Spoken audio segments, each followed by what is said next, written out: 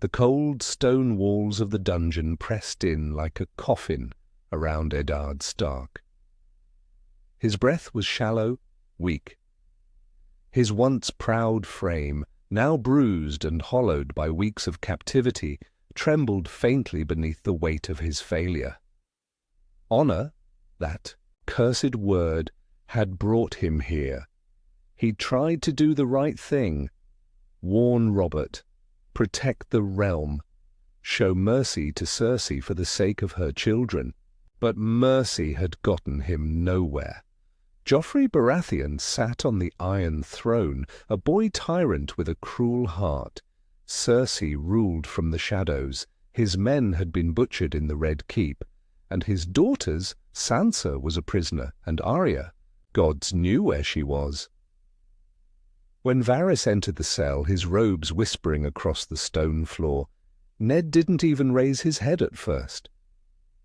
"You look terrible, Lord Stark," the spider said softly, his voice full of false warmth. "I've looked better," Ned replied with a hoarse rasp, leaning back against the wall. Varys knelt beside him, glancing over his shoulder. "You still have one chance left. Cersei has agreed.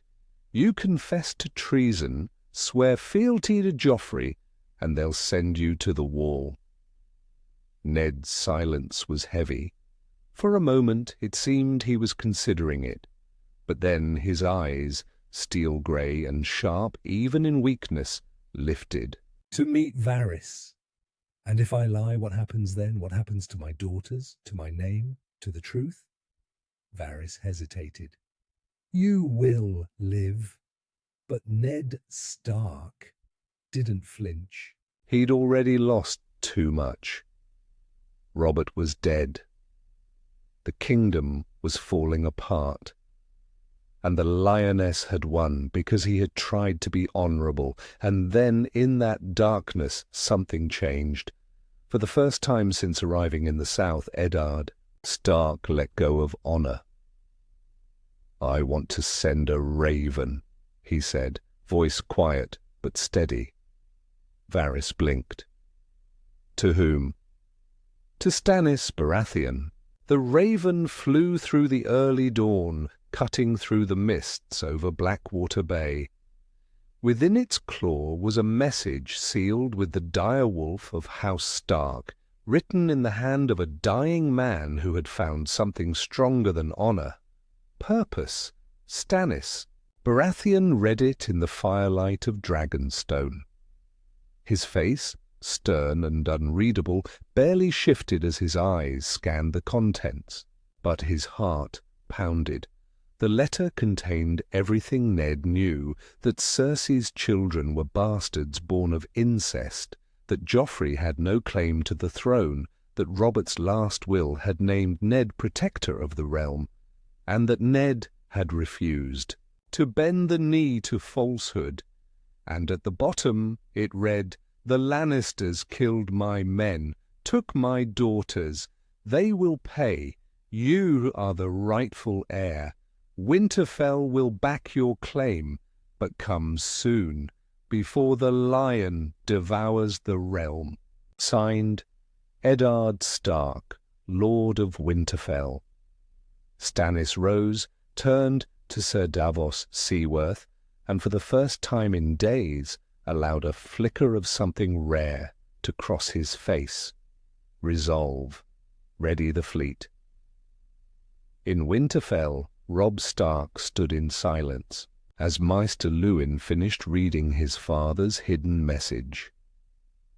His breath caught when he realized his father had not submitted to the crown, but had chosen war. The boy who had once played with wooden swords by the hearth was gone. In his place now stood the young wolf. "Call the banners," Robb said. Great John Umber slammed his fist on the table and roared his approval. "The Starks are no traitors. We ride to war." The North stirred, house by house, hold fast by hold fast. The dire wolf banners rose again. This was no longer a rescue mission. It was vengeance. The Lannisters would pay for what they had done. Catelyn Stark watched her son with fear and pride. He had become more than his father's son. He was now a Stark in full. And as ravens flew south, war drums echoed in the frostbound hills. Robb's army met Tywin Lannister's forces on the edge of the Riverlands. But instead of parley or patience, the young wolf struck fast and struck hard. There was no diplomacy, no offers of peace. The Starks fought with a cold fury the Lannisters hadn't anticipated. In the Battle of Oxcross, Robb personally led the charge into the Lannister flank. The Golden Lions, confused and overconfident, faltered under the fury of the North.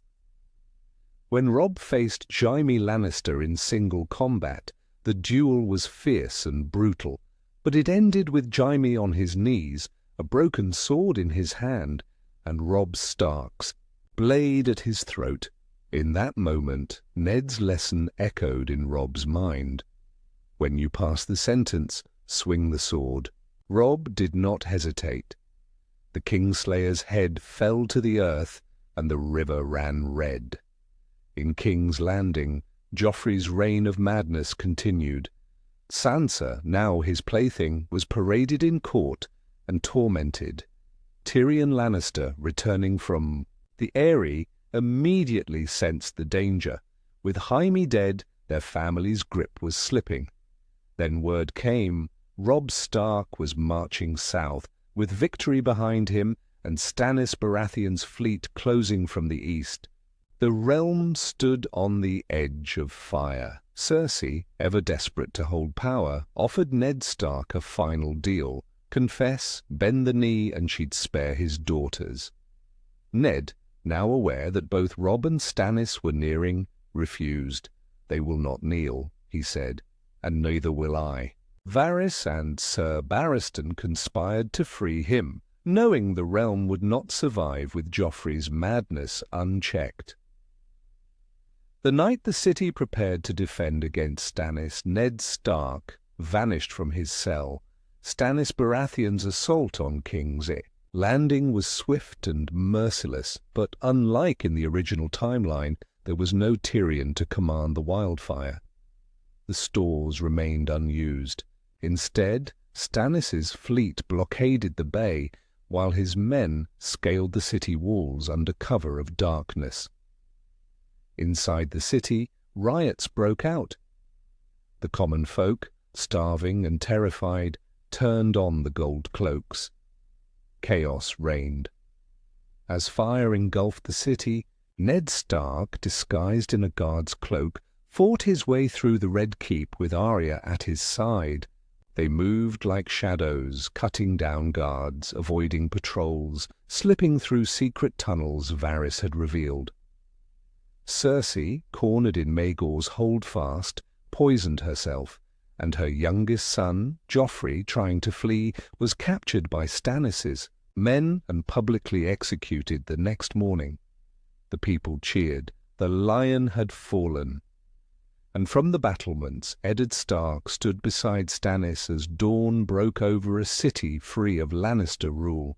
Stannis Baratheon sat the Iron Throne, not as a celebrated king, but as a necessary one.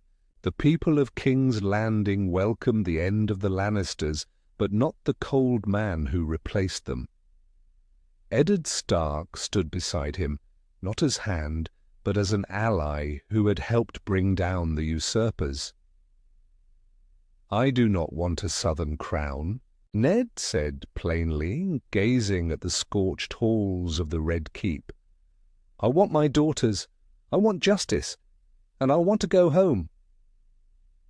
Sansa, traumatized by her captivity, was returned to her father. Arya, now hardened by her escape and survival, barely flinched as they embraced.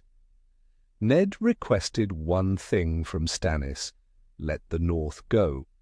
But Stannis, obsessed with law and duty, refused. "The Seven Kingdoms must remain united. I will need you, Lord Stark." Ned said nothing then, but the seed of rebellion was already taking root in his heart. Ned rode north with his daughters and a small host of loyal men. Word had reached him already. Robb had taken Riverrun, and the Riverlands hailed him as king in the north. When father and son met again, it was not with soft words, but a silent embrace that carried months of pain, rage, and relief. Catelyn, seeing her husband alive, wept for the first time in weeks. "You chose war," she said quietly that night, sitting beside him in the tent. "I chose to live." "I chose our family. I chose truth," Ned replied. "And I'd do it again." At the next council meeting, with the great lords of the North and Riverlands present, Ned made his position clear. The South does not own us.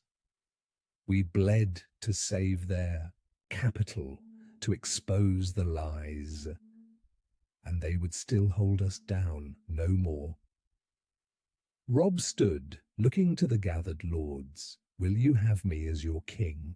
The banners rose, the oaths were sworn. Once again the North was free. At Castle Black, Jonde, Snow had taken his vows. He had become a brother of the Night's Watch, even as war consumed the realm below. But with the news that Robb had been crowned king, and his father still lived, his loyalty was torn. Sam, ever the wise friend, said gently, "You made a vow." Jon, still, word came from Ned himself, sent in secret through ravens and loyal men. "You are my blood, and I need you. Come, if you choose. The North will not forget you." Jon left the wall in secret, under cover of night. Ghost ran ahead of him through the snow, the only sound in a quiet forest. By the time the Night's Watch knew he was gone, Jon Snow was already riding hard through the neck. Stannis, furious at the North's secession, sent ravens demanding submission, but the messages returned unopened. In Winterfell, Ned prepared for the next war. This time, it wouldn't be honor that guided him, it would be strategy. Jon Snow returned to Winterfell and knelt before Ned. "You summoned me, father." "You are my son, Jon. I will not pretend otherwise. You've given enough to the Watch. The realm now needs leaders who fight for blood, not oaths." Ned legitimized Jon Snow, naming him Jon Stark, and placed him in charge of the defense of the Wall. "Winter is coming. You will be our shield." Meanwhile, the Boltons and Freys, seeing the Starks rise, plotted in secret. But Ned was no longer naive. He sent scouts, crushed whispers, and executed treachery before it could fester. He would not allow a red wedding in this timeline. Across the narrow sea, Daenerys Targaryen had taken Astapor. The Unsullied marched behind her. Her dragons, now large enough to soar, breathed fire over slavers and tyrants. She heard whispers of the North, of Eddard Stark defying the crown, of the Lannisters dead, and of a new king in Winterfell. Her blood stirred. "The usurpers kill each other like dogs," she said. "Good. Let them bleed. When I return, I will take what is mine." But even she couldn't have known that Westeros would soon call for her, not out of loyalty, but out of fear. For beyond the Wall something terrible stirred. Bran Stark, lost in the wilderness beyond the Wall, had changed. Under the guidance of the three-eyed raven, he saw glimpses of the past and the future. He saw Jon Snow crowned in Winterfell. He saw Daenerys Targaryen crossing the sea. He saw the White Walkers marching south, and he saw one terrible vision. Ned Stark, sword drawn, standing in the snow, face cold and grim, as the wall fell behind him. Bran woke, screaming. "The war isn't over," he whispered. "It hasn't even begun." Ned Stark knew winter was more than snow. It was death. He had prepared the North for battle, united its houses, and made peace where once there had been blood feuds. Jon Snow returned to Castle Black, now as Warden of the North's Wall. He took the Black again, not as a penance, but as a vow to defend the realm. When the White Walkers attacked, they struck hard. The wildlings fled. The wall shook, and the long night began. In the fields of Last Hearth, Ned Stark rode into battle once more, this time with no illusions. He fought beside his sons, Robb and Jon. He fought beside Arya, blade quick and cruel. Even Sansa, once a captive, now ruled. Winterfell with fierce grace.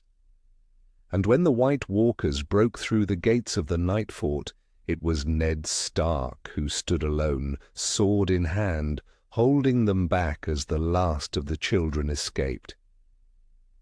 He did not do it for honor. He did it for revenge, for family, for the North,